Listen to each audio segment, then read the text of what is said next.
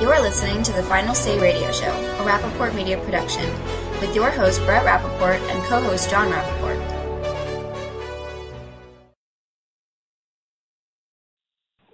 We have Morgan Chalfant. So you're with Red Alert Politics, and could you please first give the website so our listeners who aren't familiar with that could find it right away and go find you and look at some of the recent things that you're working on? Okay, the website is redalertpolitics.com, really simple. We're basically a news site that kind of caters to younger viewers, and we give, general reports of the news, but always, focusing on kind of youth news and important things that are important to young people. And that's great. And, it's interesting because John and I were just having a conversation the other day about a couple, significant issues like national security, defense, and foreign relations. And we were saying that, it would be nice if there were some more youth organizations that concentrated on some of these policy areas because they're so important. And I think when you're younger, everyone's priorities are slightly different. But wouldn't you think those are like probably some of the last priorities of some of the younger people right now? Maybe. Or am I wrong? I think part of the problem sometimes with young people is they get scared away by topics like that because they either don't understand it or it's kind of, doesn't seem exactly, relative to them. It doesn't seem that it's important in their daily lives. But I think any way that you can find an issue like that and find in it something that interests young people or something that specifically relates to young people is a good way of, kind of showing the way that news relates to millennials right now. But obviously there are issues right now that young people I think are very concerned about. For example, student loan debt and college tuition. Those are some subjects that we cover heavily just because it's something I think our youth really need to know about and want to be aware of. Yeah, that's very interesting, and those are two things that, really pop into my mind immediately. Another one, I guess, would be health insurance for those who aren't underneath their parents' policies. Right. And, it's a very interesting time because I think more so now than any time I could remember in at least the last several decades, kids are I say kids, but young adults, I guess, or the people in their 20s are now they're completing their college education. They're most likely taking longer than 4 years. They're accumulating quite a bit of debt. Right. In addition to that debt, they now come into a workforce that often or too often doesn't have an opportunity for them. And then they find themselves in a situation where not only can't they make enough money for other things, but then the student debts, like you mentioned, or other loans, then they're looking at, how am I going to afford health care and even just a car, insurance, and other things. I think there's significant issues. And so the question I'd have for you is, when you look at both parties and some of the things that they're working on or introducing, are they doing enough, or who's doing a better job? I don't mean just with the rhetoric, but actual things that they're working on to help this particular age group. It's interesting because I think the national conversation right now is, it's kind of two-sided. You have Obama going out, doing fundraisers, delivering speeches in which he repeatedly bashes Congress and House Republicans in particular for just generally, as he says it, not doing their job. And he's complained about the fact that he's the only one in Washington that's working and that Republicans are attacking him by threatening a lawsuit against him. There's these whispers of impeachment, which actually a lot of people have said has been created by the Democratic Party in the White House, not Republicans. But then you also have, House Republicans coming out and saying that they're trying to work on things. For example, the VA bill, which they actually just passed. They passed a $17 billion bill that would help reform the VA. And also, there are complaints of the Senate, stalling on certain bills. I guess there's 300 bills in the Senate right now that are being stalled and haven't been brought up for a vote, many of which would help America get back to work. I think that President Obama, from his perspective, he's going out and saying that House Republicans and Congress is not working, but at the same time, the House has passed a lot of bills that would help get America back to work, and in particular help young people get back to work.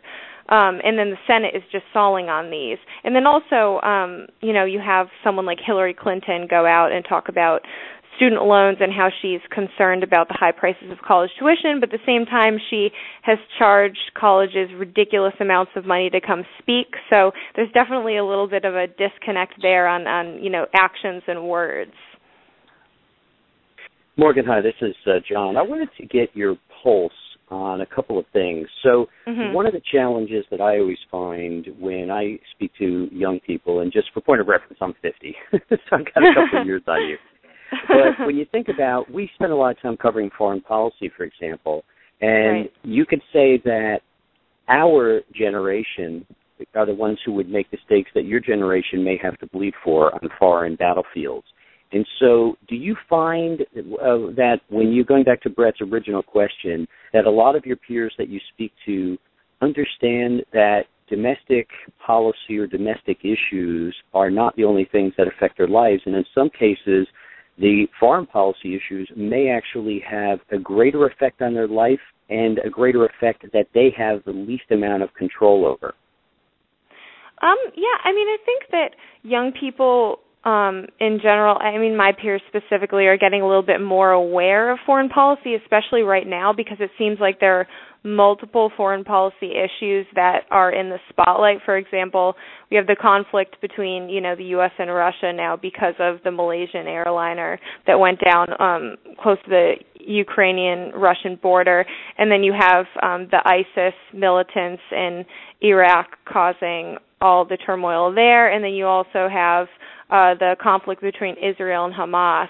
I think the challenge really for our generation is to just get a grasp of the entire situation. I actually wrote a piece a few days ago spotlighting how there was a Pew Research poll that showed that young people actually are more likely to blame Israel for the current conflict than Hamas, which is actually, there's a disconnect between younger people and then the rest of America who are more likely to blame Israel, or more likely to blame Hamas. So I don't know, part of the poll also showed that young people were less likely to be following the conflict closely than people of older age. So I think the challenge is really to get young people to not only just skim the headlines, but to really get into the actual stories and read history too. Obviously with this conflict between Israel and Hamas, it's not just something that started. This is an issue that's been ongoing, as is any terrorism or any, terrorist activity in Iraq. Those groups like ISIS, groups like that have been around for a while, and I think it's the challenge is to get young people to be aware of what's been going on. Yeah, Morgan, I think you're spot on, and the single most important word I heard you say was history, because the young people, I think one of the deltas, first, as you know, there's an old saying about, the heart and the brain, and how young people vote, but there is a sense that young people spend a lot of time on social media where Israel is being lambasted very steadily. But if you really look at the history, you understand. And sometimes you have to ask yourself a simple question, the what-if question. So here's a couple of the what-if questions I would throw at you, right, to ask, and also to even get your pulse again on your peers. So one is, you can imagine, who do you think your peers are more likely to end up facing on a battlefield, right? Israeli citizens or, radical Islamists like Hamas or like ISIS or like Hezbollah, right? The other one, I'm going to ask you three quickies, and I want to get your opinion on all three. The second is, what do your friends think about the likelihood that within their lifetime they may very much see the greenback, the U.S. dollar, no longer the world's reserve currency? They may also see English no longer being the common business language. You start putting these things together, and this is why I say I believe foreign policy is so profoundly important, and something I believe young people need to spend far more attention to. I think all three of these things will affect you far more so, for example, than student loans.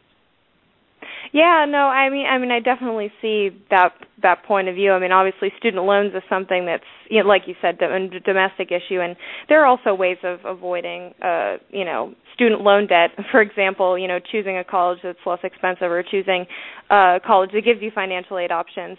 The problem with foreign policy, like I mentioned earlier, is it's difficult to, get those stories to young people, which is something that we obviously like to do. We want to make young people interested, and then, even me writing up this story on the fact that young people blame Israel over Hamas will, any young person that reads that will kind of be like, oh, well, why is this? I wonder why people of older generations, blame Hamas instead of Israel, and then read into it.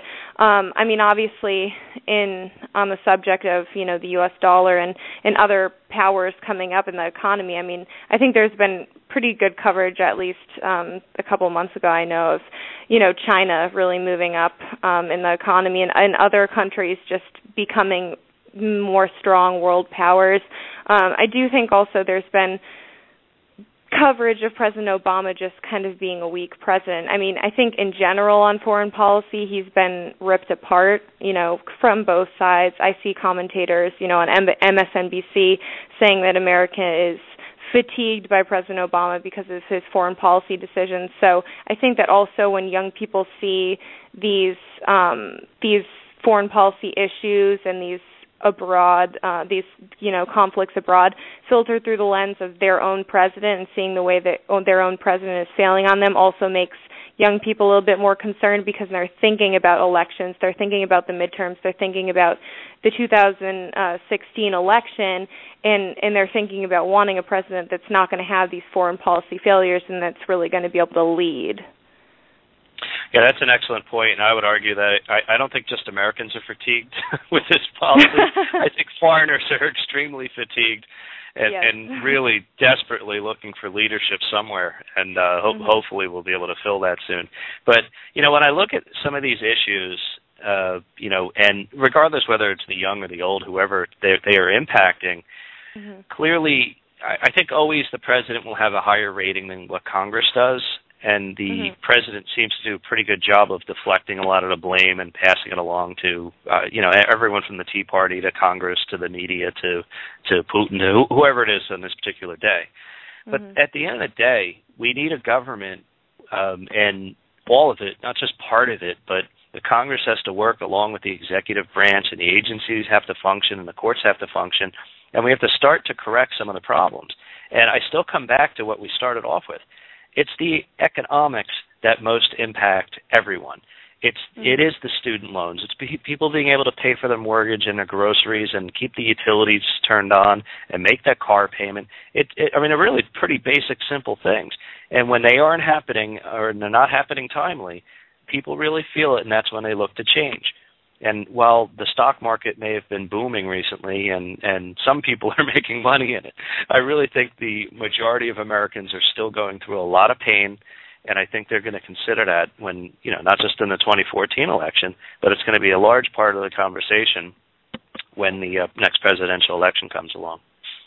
Yes, I totally agree. I mean, I think also a big problem that Americans are getting frustrated with now is it seems like President Obama has made promises to kind of better the economic situation for a large part of Americans, and it just seems like it hasn't happened. I mean, as you mentioned, certain people are getting wealthy.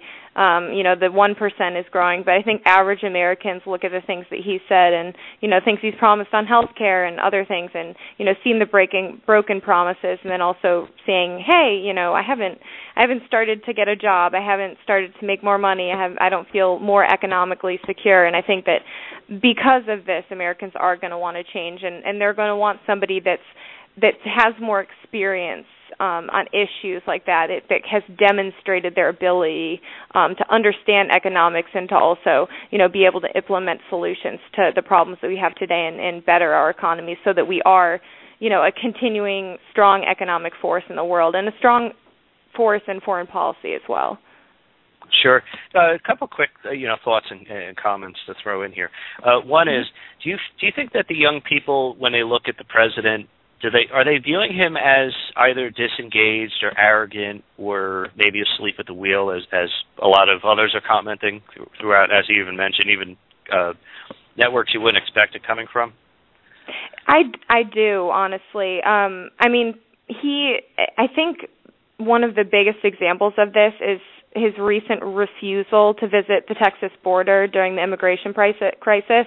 I mean, multiple lawmakers from both sides of the aisle, Henry Cuellar, who's a Texas Democrat representative that represents a border district, called for President Obama to visit the border and criticized him when he didn't. And yet the president refused and said that he wasn't interested in photo ops at the border, but yet he's drinking beer with the Colorado governor and taking photo ops there. So I think that there was a lot of broad coverage of this, the fact that the president just didn't seem to care about the issue. It doesn't really matter if he's saying that he's thinking about solutions or he's proposed $3.7 billion in emergency funding for, to combat the border crisis, but the fact that he wouldn't even go down and visit shows that it gives an appearance of him not caring, and I think most networks covered him as that because he was just getting criticized from both sides of the aisle for not going down there, and I think that that's a good representative of, how Americans in general, and youth especially, are, seeing the president right now. He's going to California and giving, attending 5 fundraisers in 3 days instead of, being back here and dealing with the crises that have been happening both abroad and at home. He just seems like he's disengaged, as you mentioned. He seems like he has other priorities. His priorities seem to be bashing Congress in speeches and fundraising for Democrats instead of actually dealing with the problems that we have today. Well, that's absolutely correct. And I would say even if I were 20 years old today, and regardless of which side of the immigration issue or crisis that I came along, whether I was totally for amnesty or if I was completely against it, I would still be looking at this as an issue that was important to me and saying to myself, okay, I'm young, I love hanging out and partying with my friends, but do I really want one of those friends to be the president right now? And do I really want to, when this issue is important to me, to want to see him dealing with it and notice that he's everywhere else but? And I think that does resonate with almost anyone right now. I really do. Yeah, definitely. So, last question to finish up. I think this is, pretty important time that we're facing right now. I, quite frankly, just, my opinion, not yours, but I was really surprised that this president was reelected, and I just think that it was more of a failing of who was running against him than anything else. But when you look at the people who are going to be thought of as the next candidates, and I'm bringing this up because you're a perfect person to ask this, are there younger candidates within both parties that could be looked at, just like John F. Kennedy was, as, oh, wow, the nice young guy with a family, we're going to have kids in the White House. Is there somebody young that people can grab onto and say, I could relate to this person, I want to get behind him, instead of looking to, another person in their 60s or 70s, and somebody we say, they've been around the block for 4 decades. Can we find something new? Anyone come to mind? I mean, obviously, when you say someone in their 60s or 70s, I'm thinking immediately Hillary Clinton, who's going to be a grandmother if she's, running for president, which, people have debated whether or not she's too old, which, I don't know what she's going to be like in 2016, but it does seem like an old age to be at, to take that on, especially at a time in your life. Thinking about, it's very early still. I know that there's people out there that are, kind of raising their profiles right now and possibly making another run at it.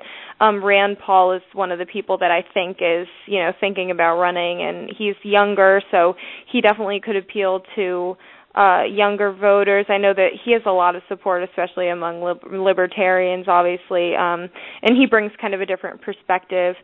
Rick Perry is another one I've talked about recently. I'm not sure exactly of his age, but he's kind of remade himself also, and especially really asserted his opinions on the border crisis and kind of he's transforming his image in a way. We'll see if that image continues the way it's going, but he's another one that could be a front runner. In the Democratic Party, I'm I'm not so sure. I think right now Democrats are really just trying to distance themselves from President Obama in a way. Hillary Clinton did an interview recently and said, that Obamacare needs to be fixed. She didn't actually offer any fixes, but it seems like for Democrats right now, they're having a tough time and probably focusing on the midterm elections and trying to distance themselves from President Obama's failure so that they can hold on to any seats that they have in the Senate. But yeah, I think there's a big opportunity, especially for a Republican candidate, in looking toward the 2016 election, because I do think that Americans are just not happy with the Democratic Party because of President Obama and because of his Democratic allies. And I think that there's a big opportunity there for a Republican candidate to step in. I think who that will be is kind of up in the air right now. Yeah, that's very interesting, and I think that was pretty good analysis. Anyway, Morgan Chalfant, I want to thank you so much for joining us. And again, please, for our listeners, provide the website so they could go find Red Alert Politics and follow what you're working on. Great. Yeah, thank you so much for having me. For the listeners, the site is redalertpolitics.com, and you can see all the fun stuff and the serious stuff that we have. So I appreciate you guys for having me. Great. Are you on Twitter? Yes, I am on Twitter. It's at mchalfant16, at mchalfant16. And I just followed you as you were saying that. Excellent, thanks. Great. We'll talk again soon. Take care. Okay, you too. All right, bye.